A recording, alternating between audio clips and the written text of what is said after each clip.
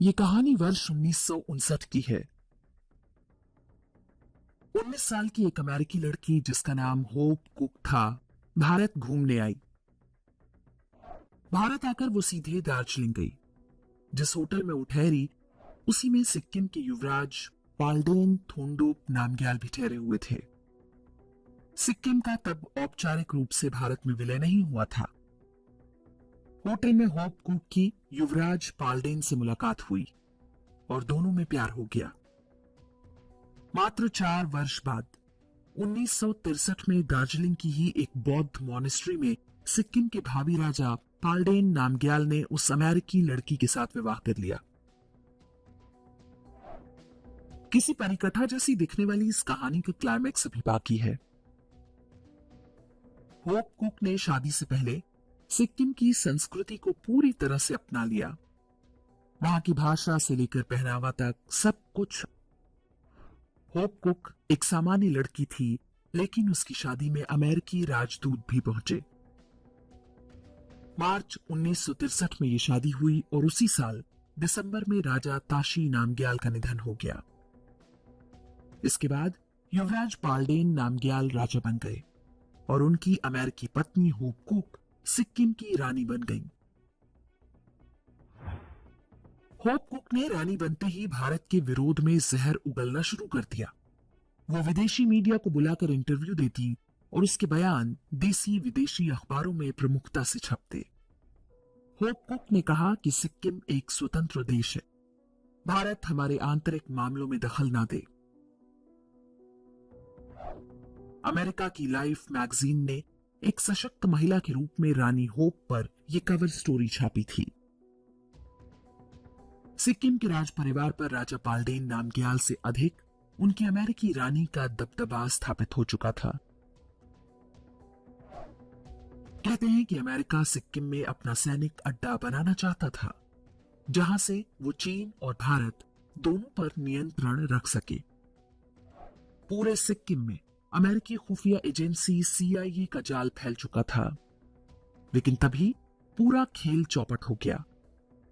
सिक्किम में उन दिनों जो कुछ चल रहा था, उसके बारे में पत्रकार देवदत्त ने अपनी पुस्तक Ajit Doval on a mission में बताया है। इसके अनुसार सिक्किम की 70% जनता नेपाली थी। वे सभी भारत में विलय चाहते थे। उस समय IB के अधिकारी रहे अजीत डोवाल ने स्थानीय नेताओं से संपर्क करके राज परिवार के विरुद्ध जन आंदोलन खड़ा करवा दिया। यह असंतोष सिक्किम की राजशाही के अंत का कारण बना। भारत के समर्थन में आंदोलन तेज होते ही 1973 में होप कुक वापस अमेरिका भाग गई। राजा पाल्डेन नामग्याल से पैदा अपने 8 साल के बेटे और 5 साल की बेटी को भी छोड़ गई। अमेरिका पहुंचने के बाद उसने तलाक की प्रक्रिया शुरू कर दी। इस समय तक स्पष्ट हो चुका था कि होप कुक CIA की एजेंट थी जो अपने मिशन पर थी। जैसे ही उसे लगा कि अब खतरा हो सकता है, वो पति, बच्चे और देश छोड़कर भाग निकली। सिक्किम की यह कहानी भी लगभग उसी समय की है जब कैम्ब्रिज में राजीव गांधी एक इटालियन महिला एंटोनिया माइनो से मिलजुल रहे थे। दोनों कहानियों के बीच बहुत सारी समानताएं और बहुत सारी असमानताएं भी हैं। वो समानताएं और असमानताएं क्या हैं, ये निर्णय हम दर्शकों पर छोड़ते हैं। हमें केवल इतना कहना है कि सिक्किम के लोग समझदार थे, जो उन्होंने अपनी रानी के रूप में प्लांट कराई गई एक विदेशी महिला को समय रहते पहचान लिया। सोनिया गांधी जब आई थीं, तो भारत में उनकी सबसे अच्छी दोस्त थी स्टेरा। वे उनके पति के सबसे करीबी दोस्त सतीश शर्मा की पत्नी थीं। स्टेरा डच नागरिक थीं। राजीव गांधी जब प्रधानमंत्री थे, तब सतीश शर्मा सबसे शक्तिशाली हुआ करते थे। सत्ता की आड़ में उन दिनों क्या क्या हुआ होगा, उसकी हम केवल कल्पना ही कर सकते हैं। हम अपनी ओर से उन पर कोई आरोप लगाना या संदेह जताना नहीं चाहते।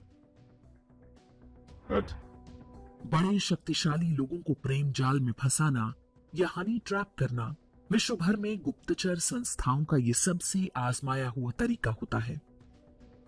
कोल्ड वॉर के दौरान KGB और CIA द्वारा हनी ट्रैप की ढेरों कहानियां सुनी सुनाई जाती हैं।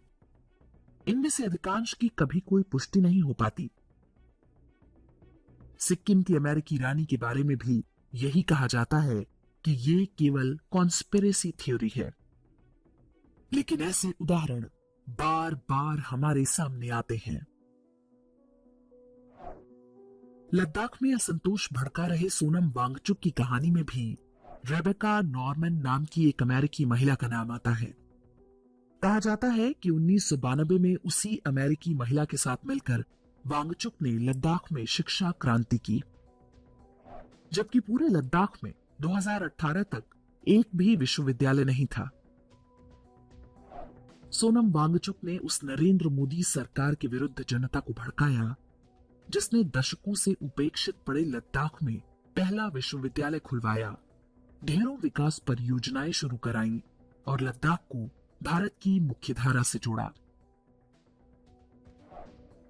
असम में कांग्रेस के मुख्यमंत्री रहे तरुण गोगोई के बेटे गौरव गोगोई की कहानी भी उसी इंटरनेशनल पैटर्न पर दिखाई देती है।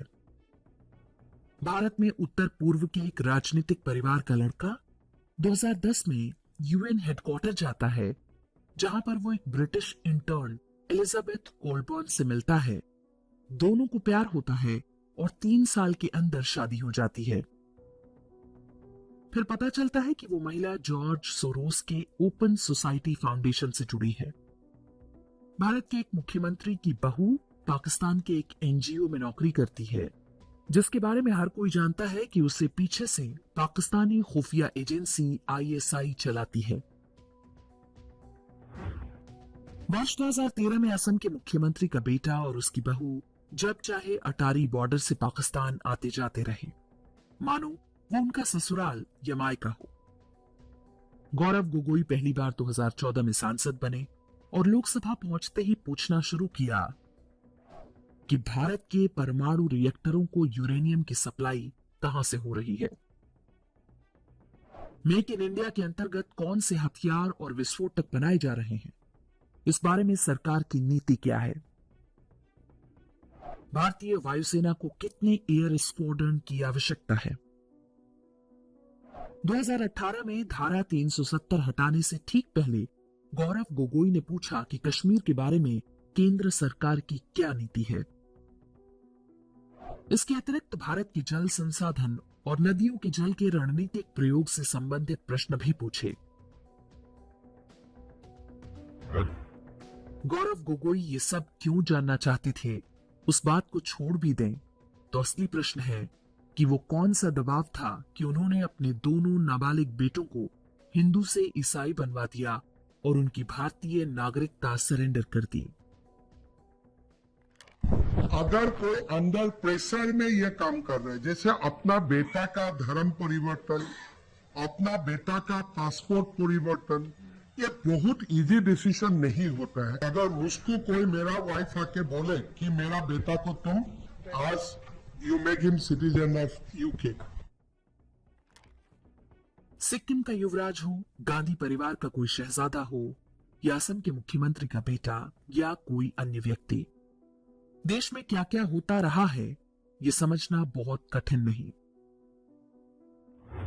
इंटेलिजेंस एजेंसियां जानती हैं कि उनके एजेंट्स की सच्चाई कभी भी सामने आ सकती है, इसलिए उनके बचाव का पूरा तंत्र भी वे पहले से सक्रिय रखती हैं। जैसे ही किसी पर कोई कड़ी कार्रवाई होगी, वे इसे राजनीतिक प्रतिशोध का नाम देकर अपना प्लान B एक्टिवेट कर देंगे। ये वो ट्रोजन हॉर्स हैं जिनका मुकाबला कोई सेना, कोई सुरक्षा एजेंसी या कोई सरकार कभी नहीं कर सकती। ऐसे षड्यंत्रों का उत्तर जनता को ही देना पड़ता है, ठीक वैसे ही जैसे सिक्किम के लोगों ने दिया था, जिसके बाद अमेरिकी रानी को जान बचाकर अपने देश भागना पड़ा था।